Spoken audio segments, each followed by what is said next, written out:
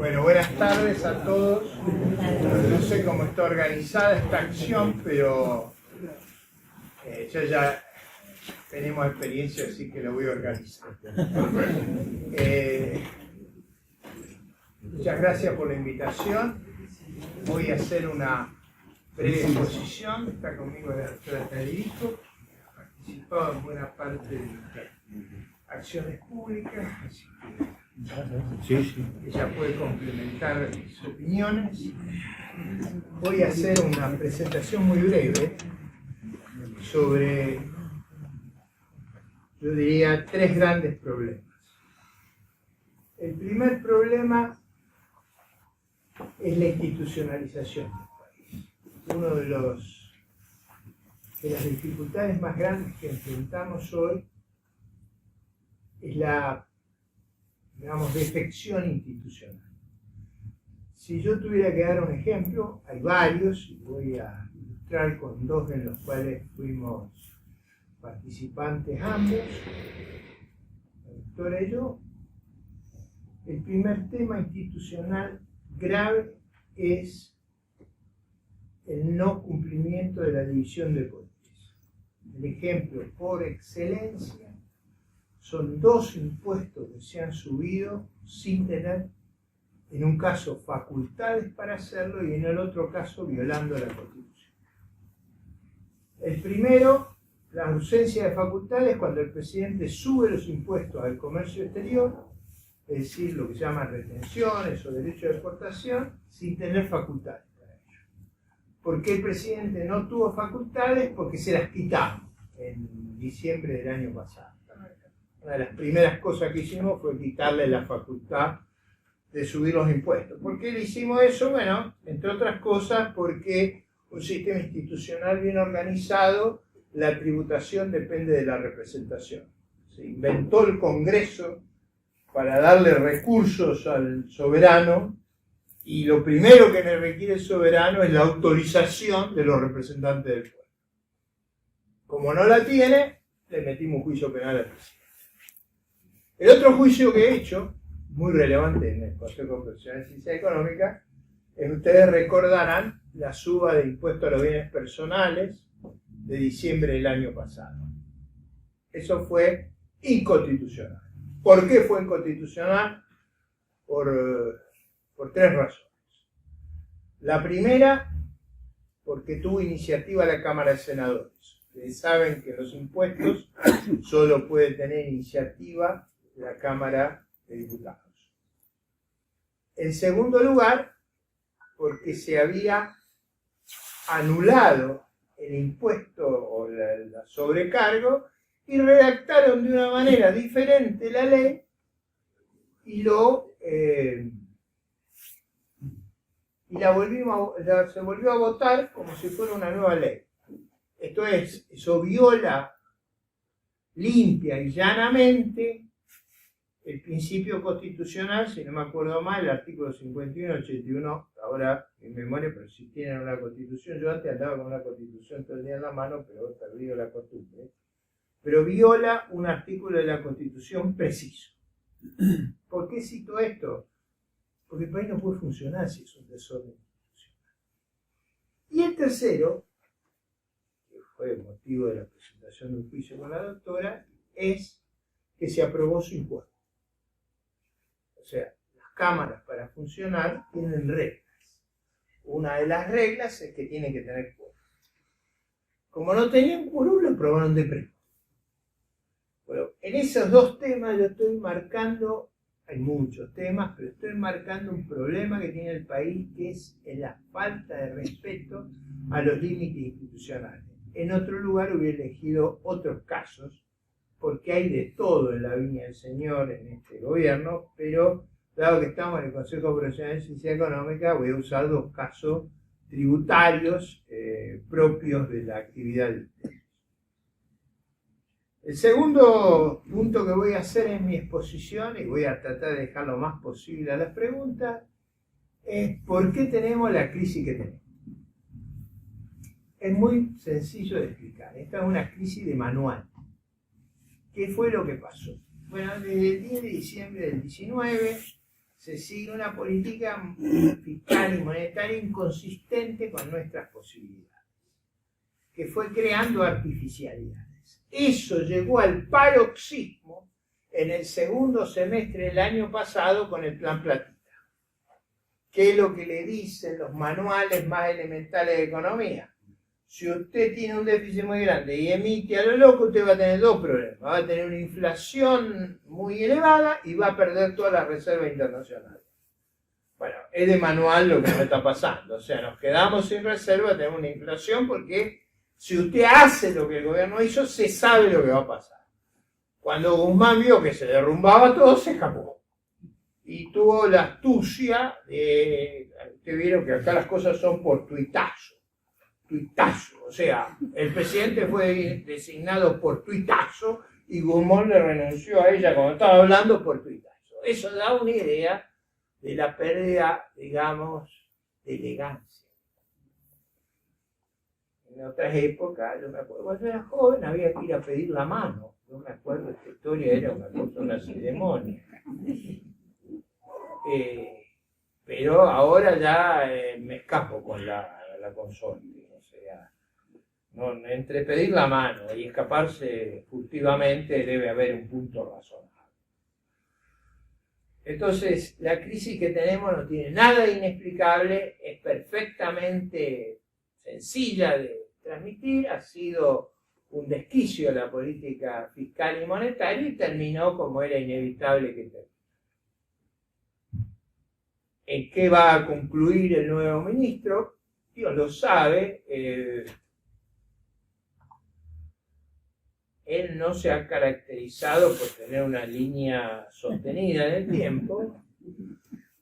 También es cierto que es un hombre más realista que el resto, menos delirante que la señora y que el de la fiesta, la festichola.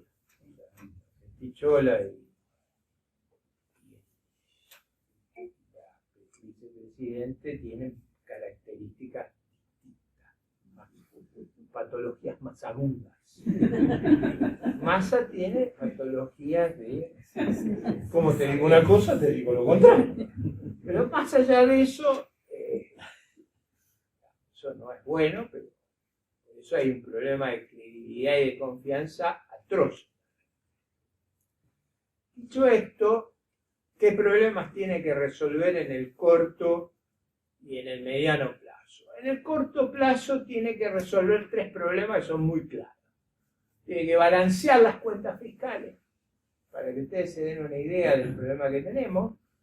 En el primer semestre, a pesar del acuerdo con el Fondo Monetario y con los organismos multilaterales que le prohibía hacer lo que hicieron, el gasto creció mucho más que los recursos. Es difícil bajar los déficits si usted crecen los gastos más que los recursos. Es una cuestión de sentido común. Para hacer lo que dice Massa, si uno le creyera, que eso está más allá de mis capacidades a esta altura de mi vida, tendría que crecer más los recursos que los gastos.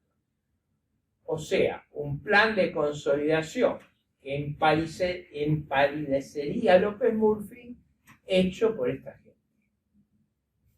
No digo que es imposible, es altamente improbable. Si no hacen un esfuerzo grande, ¿qué va a ocurrir? Bueno, vamos a tener una inflación, yo digo, para hacer los contadores, somos muy francos siempre, somos brutales en realidad. ¿Qué vamos a tener? Una inflación de 3 dígitos este año y el año que viene. Un éxito sería que el primero fuera la unidad. Para poner lo que es posible, no lo que a mí me gustaría, ni lo que yo creo que... Mi tercera observación, así empezamos con las preguntas, porque lamentablemente me tengo que ir en media hora. ¿Qué va a hacer la oposición si gana el gobierno? Eso yo lo tengo bastante claro. Va a hacer 3 cosas que no tienen más. La primera cosa que va a tener que hacer es diseñar un nuevo régimen fiscal y monetario. El Banco Central va a dejar de ser la segunda tesorería del país, no va a poder imprimir dinero para mantener al fisco. Sin eso no se puede seguir. hay que poner ahí pitbull, no un bulldog en el Banco Central. Eso, tiene que poner una persona que usted no se atreva a pedir, no que le diga que no. Si le dice que no, vamos más. Tiene que ser alguien que usted... No, es una cosa, a mí cuando fui ministro me echaron, pero nadie me venía a pedir nada. Una cosa yo consideraba de mal gusto. Un trato descortés venía a pedir. Pero nadie venía. Trabajaban para echarme y lo lograron. Pero digo, el mecanismo tiene que ser de esa manera. Y el régimen fiscal tiene que balancear las cuentas, primero porque no hemos bandeado mucho, no tenemos crédito externo, no tenemos crédito interno, no tenemos ya moneda, no tenemos alternativas. O sea, no, de nuevo, es la razón del...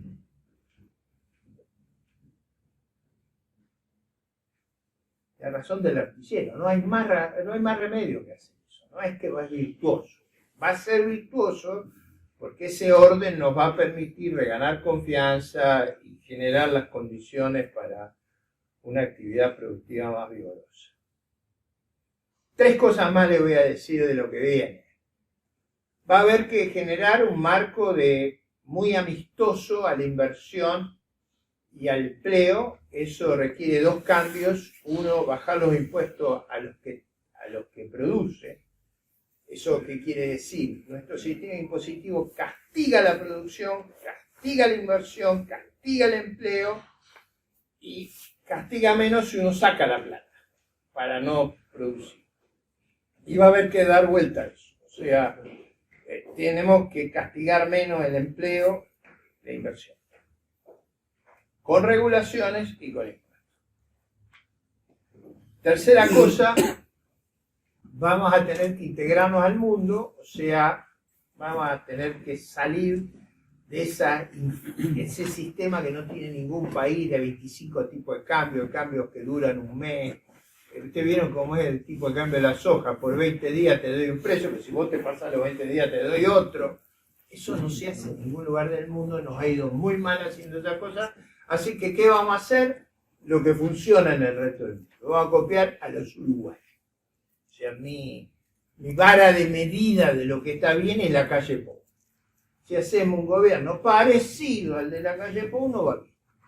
Sarmiento y Alberdi creían que nos teníamos que parecer a los suecos, a los dinamarqueses. Yo ya he perdido la expectativa. Entonces ahora mi vara de medida, con respeto, es lograr lo que logra Uruguay, que me parece un salto cualitativo extraordinario porque exporta carne como loco, teniendo tierras menos feraces que nosotros, genética peor que la nuestra, y sin embargo nos pasa por encima. Entonces, muy a esa meta, me parece una meta no arrogante, no ambiciosa, no desquiciada. Los últimos 2 puntos tienen que ver con el capital humano. Uno es un punto de carácter. Tenemos la convicción que vivir de los otros está mal. No es que está bien, está mal. O sea, esto de tener salario por no trabajar nos parece mal. Entonces hay que volver a la cultura del trabajo. ¿Cómo se vuelve a la cultura del trabajo? Generando condiciones para que el empleo sea más atractivo y castigando al que vive de los otros. O sea, en vez de favorecer al que vive de los otros, da vuelta a eso.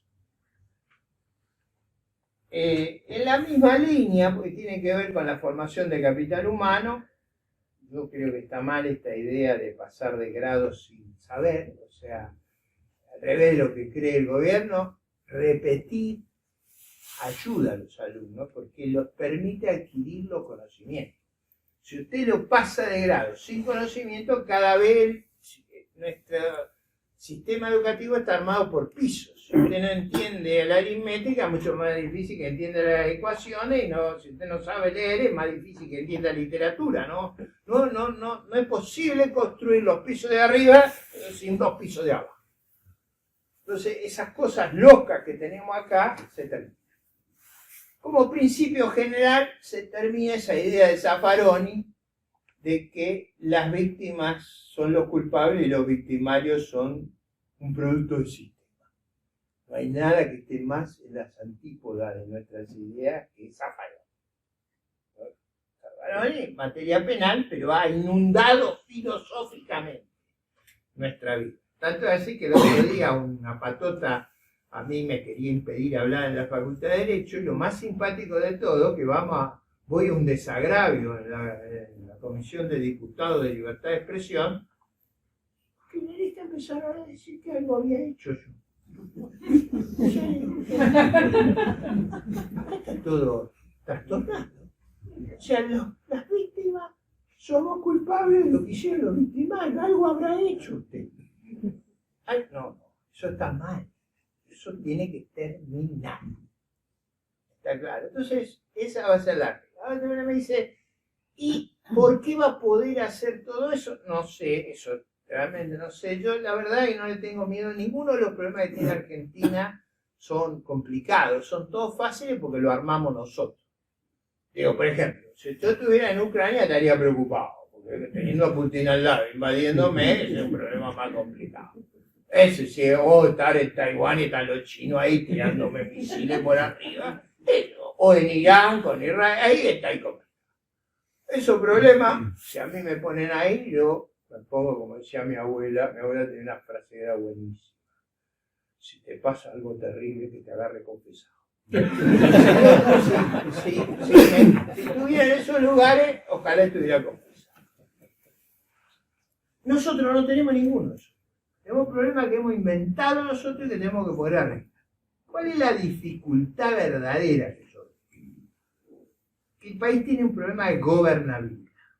Aunque ganemos por 60% las elecciones, que por ahí tiene que andar para que funcione lo que yo digo, va a haber una enorme resistencia de los piqueteros. El que ignore esto, ignora la regla. Frente a esa resistencia, habrá que mantener una inmensa firmeza. Para que nos entendamos, el que lo piense y el que lo quiera hacer tiene que estar consciente que del otro lado va a enfrentar gente que no vacila en hacer respetar el Estado de Derecho y el orden público. Digo, eso es una definición importante. A mí me han dicho, ¿y más o menos a qué se parece eso? ¿Vieron ese partido que está en el extremo de la provincia de Buenos Aires, que se llama General Villegas? Ese era Conrado Villegas, era el que se ocupaba de la frontera cuando se llevaban las cautivas. Se acabaron las cautivas con Villegas. Hay otro partido acá cerca que se llama Levalle. Levalle era el otro general. Esa es. Para que tengan una idea de lo que viene. Si no viene eso, no se puede gobernar. Yo los creo flojos a Villegas y a Levalle. Para que entiendan el mensaje de una manera clara. Bueno, no tendrá los votos. Bueno, si los votos, es difícil. Con los votos, denme el derecho de decirle que va a haber firmeza, no para cualquier cosa, para hacer respetar el Estado de Derecho. Y con la misma energía que vamos a enfrentar a ellos, vamos a enfrentar al crimen organizado, vamos a enfrentar a los que hicen otra bandera que la azul y blanca en el territorio argentino, esas cosas de Mapuche y demás, se terminan. No porque, simplemente es el ejercicio del Estado de Derecho, el monopolio de la fuerza en el gobierno legítimamente elegido. No vamos a perder en las calles lo que ganamos en las urnas. Eso yo reconozco que es difícil de creer, pero bueno, para que no le quede en duda a nadie, a mí me han dicho 1000 veces los publicitarios que no lo diga. Yo soy muy consciente, siendo ministro de Defensa, que cuando uno actúa hay daños colaterales. Así que no me asusten con los daños colaterales, sé que los va a haber. Y eso es importante entenderlo del todo. Usted dé las órdenes, tiene que saber que va a haber daños colaterales. Entonces, para evitar los daños colaterales, que no se atreva. Y eso resuelve todo. Nos encontramos en la próxima elección. Ese es el mecanismo de la Constitución, como es. El pueblo no delibera ni gobierna sino por medio de su representante. El que se organiza para voltear el gobierno hace acto de sedición. Era así. Yo repito la Constitución. Alberti pensaba más o menos como yo, así que vamos bien. Y nos va a ir muy bien. Estoy listo para las preguntas. Si queda alguna. Doctor, eso impone recurrir seguramente a las Fuerzas Armadas en Sí, es beneficio necesario. del régimen democrático. Pero ¿cómo está la ideología de la oficialidad y de los que en este momento están en el ejército? No, yo no creo que eso sea el problema. Obviamente va a haber dificultades en términos... Primero tenemos que llegar a ese... Hay que ver si no va a llegar a ese extremo. Ese extremo se llega cuando no le creen. Yo espero poner una cara de esa que no dé lugar a dudas de credibilidad. Pero sin duda va a haber que hacer algunas modificaciones en las leyes de defensa nacional, de seguridad interior, de inteligencia, para permitir usar todo el poder del Estado para defender el Estado de Derecho. Estamos hablando de defender el Estado de Derecho.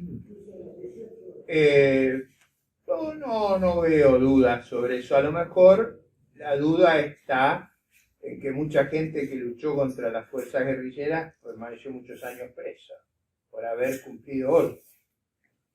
Eso no ha sido correcto. Y eso ha sido una tragedia. Digo, para que sepa mi opinión también en ese tema, que es un tema complejo. Como todos ellos creen que vamos a tener que cambiar muchas cosas, entre otras eso. Sí, doctor. No, hay un señor allá que está... Puedo. No, déjelo a aquel, a él primero y después. Sí. Usted está hablando de reducción fiscal, que estoy totalmente de acuerdo. Hay una cosa que a mí me preocupa, y lamentablemente la clase política, no estoy hablando de usted ni nada, obviamente, que porque aparte de todas esas medidas, también tendría que pensar la clase política en el gasto político. Es que en Argentina el gasto político es excesivo. Quizás usted tiene datos mejores que yo, pero nosotros, por legisladores y diputados, estamos gastando mucho más que yo creo que gastaría un país del primer mundo. ¿Usted está de acuerdo en bajar el gasto político de alguna manera? Drásticamente. Le voy a decir, por ejemplo, Pero, por ejemplo, mi ¿qué bestia medidas negra. Le voy a contar mi bestia negra. ¿Qué medidas tomaría usted para... Bueno, ahí va mi bestia negra. La Biblioteca del Congreso tiene 1.800 empleados. Se deben necesitar 200. Y los gastos de senadores y diputados ahí no también se podrá bajar. En eso se podría hacer, pero básicamente los gastos gruesos están en el exceso de empleados. Yo alguna vez he dicho, le voy a contar porque es fácil mi propuesta. Tomemos lo que se gastaba en la época de Ilía, en el número de empleados y demás, y lo traemos a la actualidad. Lo que está de más, se va. Y también los diputados, o sea, los senadores y diputados, creo yo que tienen un poco más de asesores también, lo que debería, me parece a mí. Ahí Sí. no se podía reducir gasto ahí. Sí. Yo, Yo, por ejemplo, le digo, yo tengo pagos, tres asesores. Claro, sí. O sea, yo tengo poco. En general, digo, lo que es cierto es que Porque a lo no se largo... hizo amigo de Massa. Claro, Pero por digo, eso. se ha creado todas unas capas geológicas. Cada mandato dejan un montón de gente. Claro. Eso hay que reducirlo. Hay que tener un criterio. Yo digo, en la época de Ilía, en la época de Frondizi, había poco. Empiece a pensar en el Consejo Deliberante de acá. Yo ¿Cuánto cuando empleado hablo de había? gastos políticos hablo de provincial, nacional y municipal. Bueno, por eso, yo digo, por ejemplo, ¿cuánto empleado público tenía la Municipalidad de Chacomón en el año 83? ¿Cuánto tiene ahora? No tiene una regla de lo que hay que hacer. Usted tenía una pregunta. Y a nivel, Sí. hay una última pregunta, y a nivel salarios, a nivel sueldo de diputados y senadores. Esos no son altos. ¿No Yo- está de yo lo acuerdo cobro. que están... No, porque le voy a hacer una cuenta muy fácil. Antes un diputado ganaba igual que un juez de cámara. Hoy gana un cuarto, un quinto. Eso no está el problema ahí. Ahí no está. Adelante. Sí. Lo que a mí me preocupa, doctor, es que las alianzas o las coaliciones electorales han tenido éxito para ganar la elección y después, en momentos de crisis, se han dispersado. Le pasó a la alianza con De la Rúa y yo creo que le está pasando ahora porque fue una alianza electoral, pero tienen distintas visiones de país. A mí lo que me preocupa no es tanto la historia, si bien acabo de citar, sino si la alianza que puede hacer Cambiemos puede tener cohesión interna como para poder adoptar medidas de largo plazo y sostenerlas, porque ahí creo que después vienen las fricciones. Le pasó a Macri cuando aumentaron las tarifas, hubo sectores de la propia alianza que consideraron que no eran. Bueno, ese es otro tema. Es mi pregunta. Sí. En el almuerzo estuvimos hablando de eso nada más. No tienen varias cosas más, pero a ver, ¿qué es lo que usted habrá visto que todo el mundo habla de candidatura? Usted no me vio hablar de ninguna candidatura. No hablo de candidatura. Si usted me quiere poner nervioso, hay dos cosas. Para sacarme plata del Estado me tiene que operar. Y si me nombro las candidaturas, me irrita. El candidato no quiero hablar de candidato. ¿De qué quiero hablar yo? De programa, de narrativa y de regla de juego. ¿Qué es el programa? Argentina necesita un programa integral. No es que tiene que arreglar la finanza, los impuestos, la estructura. Tiene que arreglar todo, que no funciona la educación, la salud, no funciona nada. Hay que arreglar todo eso. Eso requiere un programa integral. A nivel nacional, provincial y local. Necesita una narrativa. ¿Qué es la narrativa? Se lo voy a contar en términos freudianos, psicoanalíticos. No es algo maravilloso, sino es entender de dónde uno viene, qué dilemas se enfrenta y cuál es el camino que tiene adelante. Y en general, acuérdese, como en las películas de Hollywood, siempre hay un happy ending, o sea, un final feliz, o como diría el Evangelio, las puertas del infierno no prevalecerán. Si usted quiere ver en Hollywood, entonces, usted tiene que tener una narrativa que sea convocante. Por ejemplo, la Argentina no es Haití. La Argentina tiene un potencial inmenso en su capital humano, en sus recursos naturales, tiene un potencial. Ahora, potencial no quiere decir que usted lo puede usar. Venezuela tiene más potencial que nosotros y está hundido en el peor de los infiernos. Hay ideas que empobrecen, como hay ideas que enriquecen. Adam Smith describió la riqueza de las naciones. La pobreza se explica sola, es lo natural. Lo que es difícil explicar porque a uno le va bien. Le va bien en general porque tienen un buen marco institucional, buena regla de juego. Entonces usted necesita un programa, narrativa y buenas reglas de juego. ¿En qué importan las reglas de juego? ¿Cómo se va a comportar la coalición? Eso es fácil de explicarlo. Yo a todos les he dicho, eleven a la -1 lo que hace este gobierno. Si usted se acuerda de la matemática, elevaba a la -1 y lo inverso. El invierte, es el recíproco. Como son todos contadores, yo siempre uso ejemplos de contadores. Decían siempre en mis alumnos que era muy malo como profesor, porque yo tomaba todas las materias de la carrera en la última materia. Para saber la última tenés que saber la de abajo. Que ha sido alumno mío, sabe que era famoso, eso, todo el mundo estaba contento. Todos estaban contentos porque usted sabía que con esa regla progresaba, lo hacía estudiar tanto que al final usted salía mejor que los otros. De eso se trata. Esos son los temas que tenemos que resolver. Las reglas también tienen que ser para elegir candidatos. Las reglas tienen que ser, hoy discutíamos acá con los amigos de Chascomún, cómo vamos a nominar los diputados de no quiénes. Eso es un tema que me irrita.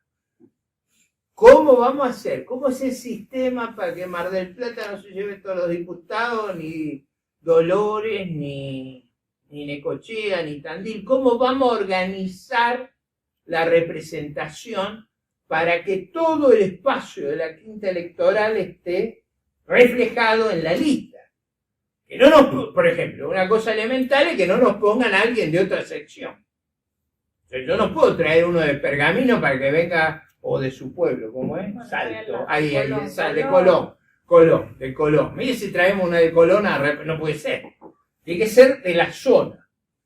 Y tiene que ser equilibrado. ¿Y cómo vamos a hacer para armar la lista de diputados nacionales? Con un criterio razonable. Mérito, potencial, no por el dedo, no diciendo va mi amigo, va esa cosa cortesana que tenemos. Eso si resolvemos eso, el otro problema lo resolvemos. Ahora, si usted, ¿qué pasaba en la alianza?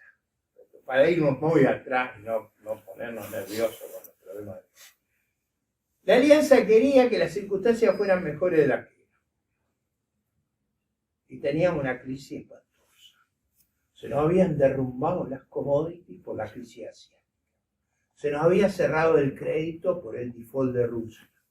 Ambas cosas habían derrumbado a Brasil, que había bajado en la frontera, una economía que era 6 veces el tamaño de Argentina, había bajado su precio a la mitad. Que es como si usted se tiene que... Yo le voy a poner con el ejemplo de mi suegra. Mi suegra tenía una creatividad.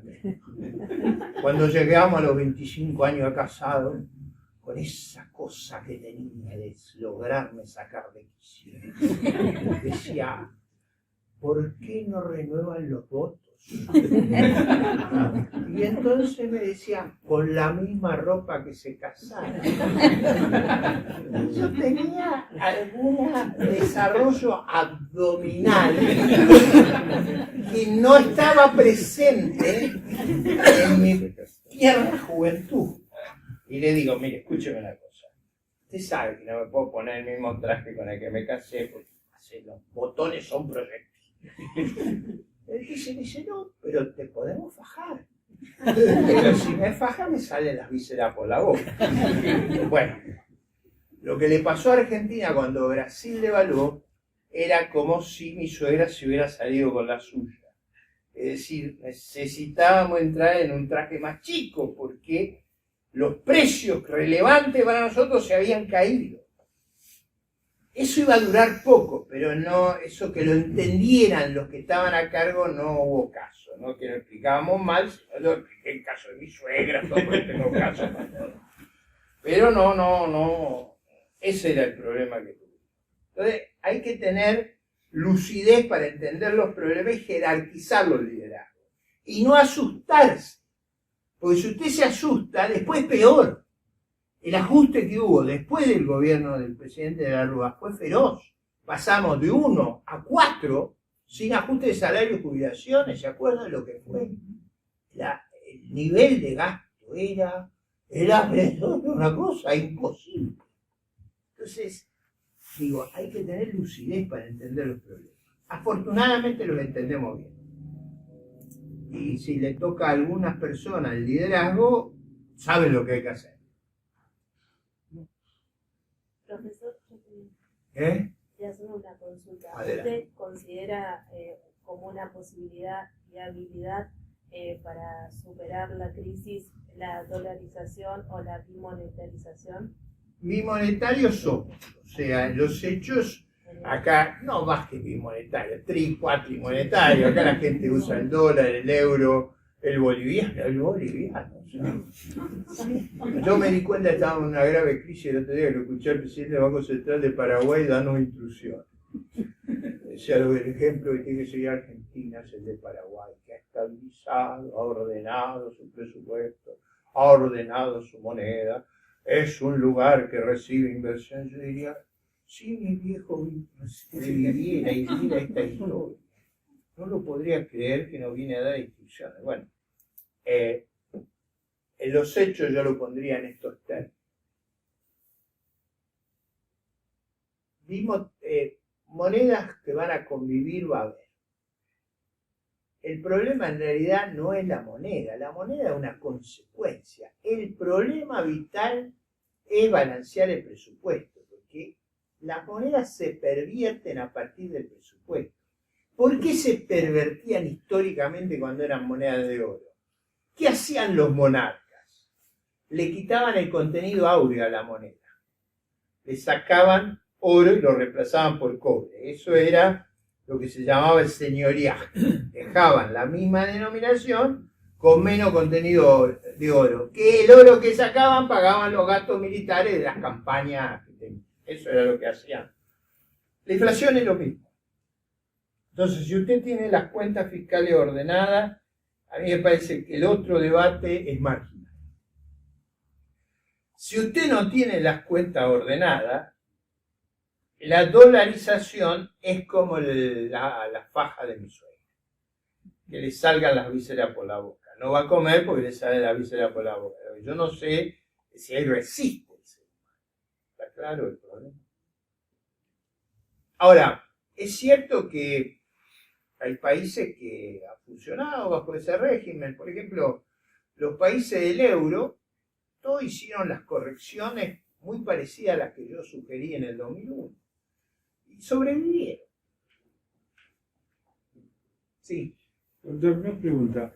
¿Cree usted que las leyes laborales actuales encajan dentro de su propuesta política? No, eso yo creo que no hay más remedio que modificarlo, porque por una razón muy sencilla, hace 15 años que no crece el empleo formal, o sea, va a haber que modificarlo. En realidad hay una ley, un proyecto de ley que yo he presentado, que reforma drásticamente las leyes laborales, pero con unas medidas muy simples, que es, salen las multas y recargos, que es la que ha creado los juicios laborales, le bajamos los impuestos a la gente de menor preparación, o sea, subimos el mínimo imponible para cobrar impuestos y alargamos el periodo de prueba de 3 meses a 3 años. Con eso yo diría que el sistema laboral se vuelve muy flexible. ¿Y la aceptación por parte de los gremios en cuanto a ese tema puntual? No, ese tema no les preocupa tanto. Lo que les preocupa a los gremios es otra historia. Les preocupan las obras sociales, Sí, bueno, les preocupa la negociación colectiva y les preocupa el sindicato único. Y eso depende también de los votos que saquen. Yo siempre digo que la dosis va en proporción a los votos. Con 50% con lo que propuse es razonable. Si pasamos el 60%, cambiamos la negociación colectiva. Y con 70 sacaban las obras sociales. Pero todavía no veo el 70 fácil. Todavía no lo veo. No lo veo tan fácil. No. 50 arriba lo veo. Es que si no es un suicidio. Si no, como decía mi abuela, que los agarre confesados. Porque con la crisis que se va a recibir, si no hay un gobierno fuerte, es boleta. Fuerte quiere decir que controle el gobierno nacional, los gobiernos provinciales y los gobiernos locales. Y que controle la legislatura, que haya, que ustedes me vean a mí tibio. No, eso es claro, qué tipo tibio, qué tipo moderado, prudente, de buen carácter. Doctor, Sí. ¿y cómo debería ser un gobierno serio? Obviamente no para bajar el déficit del 4 al 2,5. No, eso sí es fácil. O sea, lo que tiene que hacer es que los gastos crezcan. En el primer semestre crecieron 10% por encima de los ingresos y hay que hacer que crezcan 10% menos en el segundo semestre. Y eso se hace con lo que yo le contaba. Si cuando usted me viene, por ejemplo, no hubiera ministro, le diría, ni se le ocurra venir a preguntarme por los gastos. Ni se le ocurra. Por eso ahora, eso no sirve a largo plazo. Eso sirve para enmendar, es como una curita eso. Lo que necesita Argentina es una reforma estructural.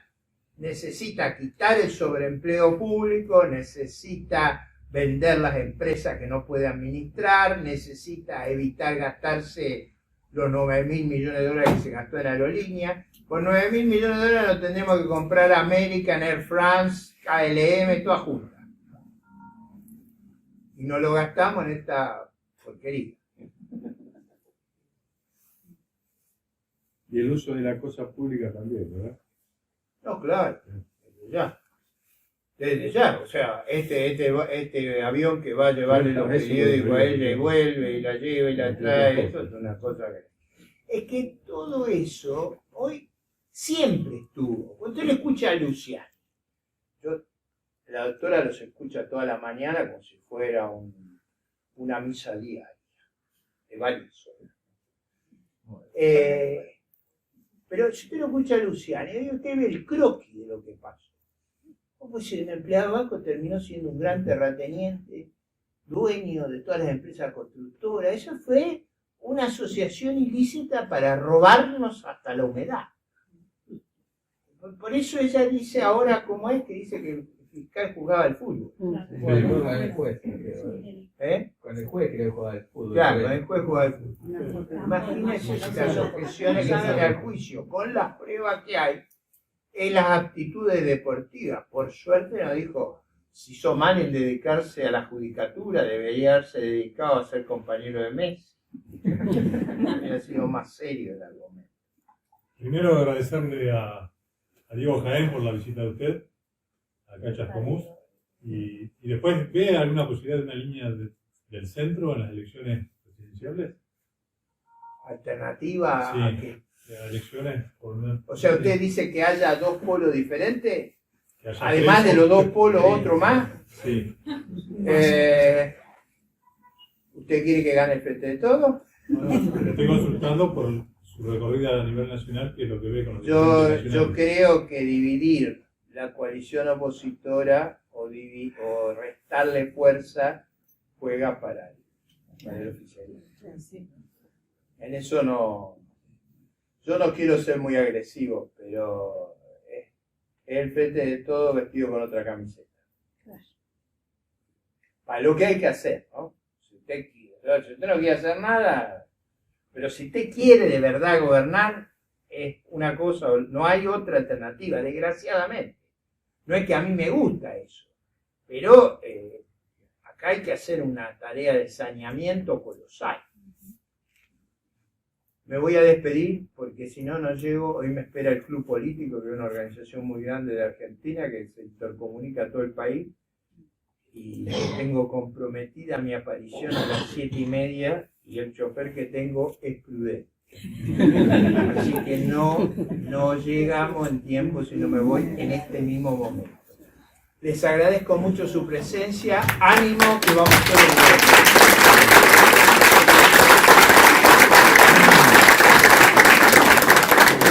Los que quieran recibir